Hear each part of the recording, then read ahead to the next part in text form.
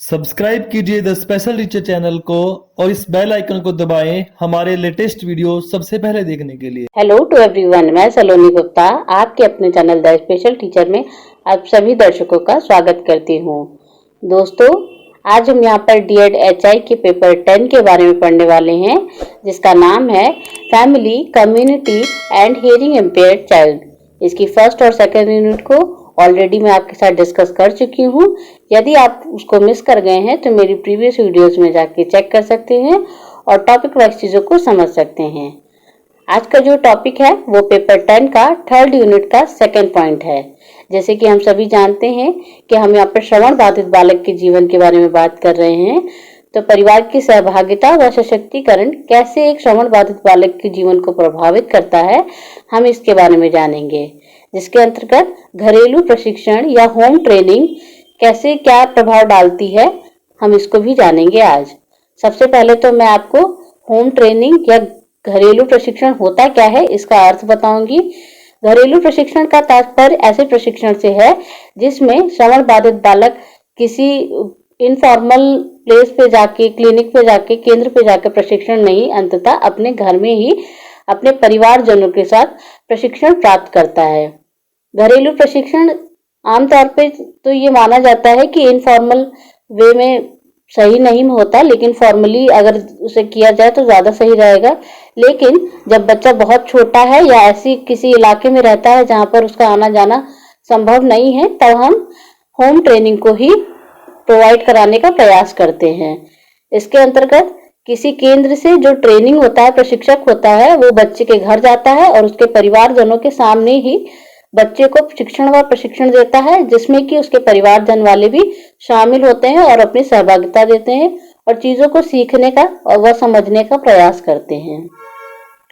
देखिए, home training में अभिभावक व पेशेवरों की साझेदारी होती है। पेशेवर यहाँ पर हो गया प्रशिक्षक, जो केंद्र से गया हुआ प्रशिक्षक होता है वो पेशेवर कहा जाएगा। यहाँ पर पेरेंट्स प्रोफेशनल पार्टनरशिप, और जो पेरेंट्स होते हैं फैमिली के, वो दोनों मिलकर काम करते हैं, क्योंकि वो अधिक से अधिक बच्चे को सपोर्ट करना चाहते हैं और वो चाहते हैं कि उनका बच्चा अधिक सीख सके, उसे अधिक अवसर प्राप्त हो सके। और जब जो ट्रेनिंग है वो कुछ ही समय के लिए वहां रह सकता है, लेकिन परिवारजन वाले तो हमेशा ही बच्चे के साथ रहते हैं।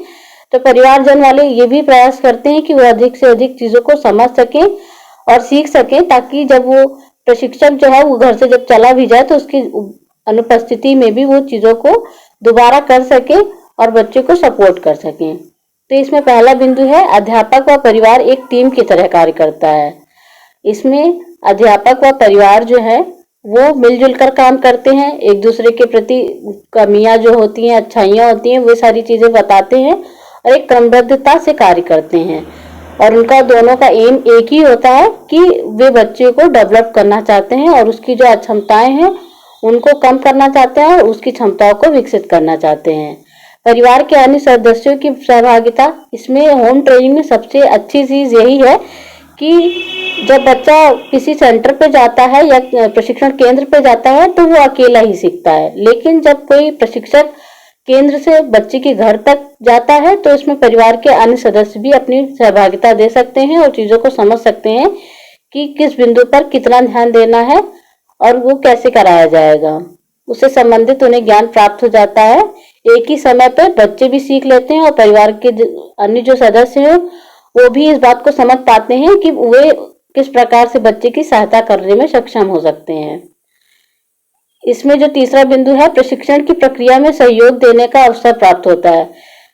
देखिए, कई बार बच्चा जो बहुत छोटा होता है या फिर जो थोड़े बड़े बच्चे भी होते हैं, वो इनफॉर्मल फॉर्मल ही जब केंद्र उन्हें लिया जाता है, किसी सेंटर पे जाते हैं वो ट्रेनिंग के लिए, तो वो इतना अनकंफर्टेबल हो जाते हैं, वो एडजस्ट नहीं कर पाते वहां पे। हो सकता है वो नर्वस हो जाए, तो ऐसी स्थिति में भी वो चीजों को ग्रहण नहीं कर पाते और सीख नहीं पाते। लेकिन जब वो ट्रेनी उनके घर ही आता है, तो जब बच्चा देखता है कि वो तो उसका घर ही है और उसके पेरेंट्स भी उसके साथ हैं, तो बच्चा पूरी तरीके से कंफर्टेबल हो जाता है और चीजों को बहुत आसानी से और बहुत ही कम समय में सीखने में सक्षम हो जाता है।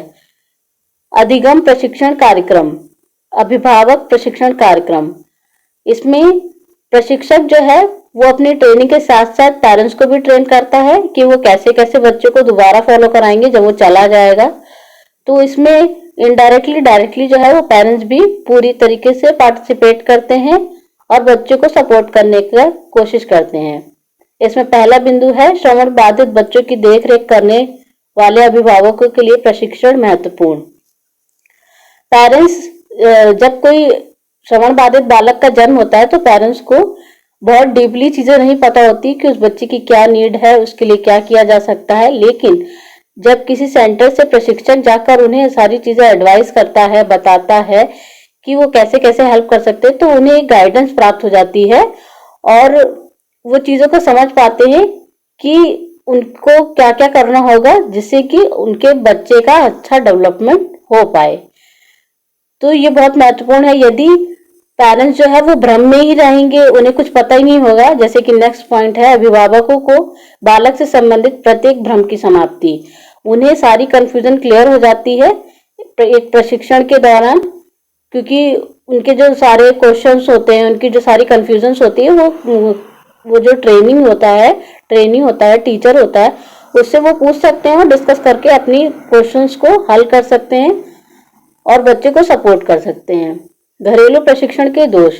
देखिए, होम ट्रेनिंग अच्छी भी है कहीं ना कहीं और कहीं ना कहीं खराब भी है। अच्छी इसलिए है क्योंकि इसमें बच्चे को पूरी तरीके से कंफर्ट मिलता है, पूरी तरीके से वो आसानी से सीख सकता है क्योंकि उसका घर का माहौल होता है, उसके पेरेंट्स उसके साथ होते हैं। पेरेंट्स का आने जाने का खर्चा बच जाता है, समय बच जाता है, पेरेंट्स की और बच्चे का जो मेहनत है वो बच जाता है। इसमें सारा कुछ जो होता है वो टीचर ही अब अपने कन्वेंस से आता है, समय देकर उसे ज्यादा समय देना पड़ता है। तो ये कहीं ना कहीं अच्छा भी है और खराब भी है। अच्छी चीजें भी मैंने आपको बता दी और इसमें जो दोष पाए जाते हैं वो इस प्रकार से हैं। बालक के विकास में वातावरण बाधा। कभी कभी बच्चे को फॉर्मल कंडीशंस की जरूरत पड़ती है जो कि सेंटर पर ही प्रोवाइड हो सकती है। जब बच्चा देखेगा कि उसके घर में ही सब कुछ हो रहा है, उसके फैमिली वाले ही सब आसपास है, तो हो सकता है बच्चा सीरियस ही ना हो सीखने के लिए, कि वो छोटी छोटी बातों को ध्यान ही ना दे और इम्पोर्टेंस ना दे चीजों को जो उसके लिए बहुत ही मुश्किल से प्रोवाइड की जा रही हैं। वो भले ही होम ट्रेनिंग है लेकिन वो भी उसके लिए इम्पोर्टेंट है। लेकिन जब पूरी तरीके से सारी चीजें इनफॉर्मल हो जाएंगी, अनौपचारिक हो जाएंगी, तो बच्चा भी सीखने के प्रति उतनी उत्सुकता या फिर कह लीजिए तत्परता, रेडीनेस नहीं दिखा पाएगा। अवसरों का, सुविधाओं का अभाव। कभी कभी बच्चे को इतने लाड प्यार से पेरेंट्स संभालते हैं या परिवार के लोग रखते हैं कि वो टीचर के साथ इतना मतलब लिमिटेशन लगा देते हैं कि आप मेरे बच्चे को डांटिए नहीं, या फिर उसे कैसे भी हैरस मत कीजिए, या फिर कुछ ऐसा मत कीजिए कि उसे बुरा लग जाए। वो टीचर की और स्टूडेंट की जो प्रक्रिया है सीखने की, उसमें बार बार हो सकता है इंटरप्शन, उसमें हस्तक्षेप करते रहें। इसके कारण भी जो लर्निंग प्रोसेस है वो हो सकता है स्लो हो जाए या फिर उसका जो रिजल्ट है वो अधूरा ही रह जाए, क्योंकि एक फॉर्मल एटमॉस्फेयर वातावरण नहीं बन पा रहा है। प्रशिक्षण की औपचारिकता समाप्त। जैसे कि मैंने बताया कि घर पे ही सारी चीजें होती है, पेरेंट्स भी होते हैं, तो ऐसी स्थिति में औपचारिक वातावरण नहीं बन पाता है। होम ट्रेनिंग के जो दोष हैं उन्हें हम खत्म भी कर सकते हैं, उनके लिए उपाय भी कर सकते हैं। कि हमारा जैसे देश है भारत, तो यहाँ पर अभी ये विकासशील देश है, इसीलिए यहाँ पर अभी केंद्र जो है ट्रेनिंग सेंटर्स अभी वो इतने कम डिस्टेंस में उपलब्ध नहीं है, बहुत दूर दूर पे हैं, या फिर कह लीजिए कई ऐसे भी क्षेत्र हैं यहाँ पे कोई भी ट्रेनिंग सेंटर नहीं है। तो इसका एक उपाय ये हो सकता है कि अधिक से अधिक केंद्रों की उपलब्धता कराना। दूसरा बिंदु ये हो सकता है कि अक्षमता से संबंधित बिंदुओं का प्रचार प्रसार, कि डिसेबिलिटी के बारे में लोगों को पता ही नहीं है और कुछ लोगों को ये भी नहीं पता होता है कि जो स्पेशल नीडेड बच्चे होते हैं उन्हें ट्रेनिंग की भी आवश्यकता होती है। तो अगर यदि हम उसका अधिक से अधिक प्रचार प्रसार कर पाएंगे तो लोगों के बीच में उसकी जागरूकता हो पाएगी। प्रशिक्षण की गुणवत्ता में सुधार। हम जो भी ये कह लीजिए शिविर लगाते हैं या फिर जो भी प्रेजेंटेशन देते हैं, तो हमें ये ध्यान देना चाहिए कि उसकी क्वालिटी अच्छी हो और हम उसे और बेहतर कर सके। तो ये सारे पॉइंट्स हो गए जिसके द्वारा हम होम ट्रेनिंग से संबंधित जो दोष हैं उन्हें समाप्त कर सकते हैं और एक अच्छी होम ट्रेनिंग की व्यवस्था कर सकते हैं। तो ये टॉपिक यहीं पे खत्म होता है दोस्तों। आई होप सो आपको समझ में आया होगा। यदि आपको मेरी बनाई हुई ये वीडियो पसंद आई है तो प्लीज वीडियो को लाइक कीजिएगा, सब्सक्राइब कीजिएगा हमारे चैनल को, और अधिक जानकारी के लिए आप हमारे व्हाट्सएप ग्रुप और टेलीग्राम ग्रुप से भी जुड़ सकते हैं। इसके नेक्स्ट बिंदुओं को मैं आपके साथ नेक्स्ट वीडियो में डिस्कस करूंगी। तब तक के लिए धन्यवाद।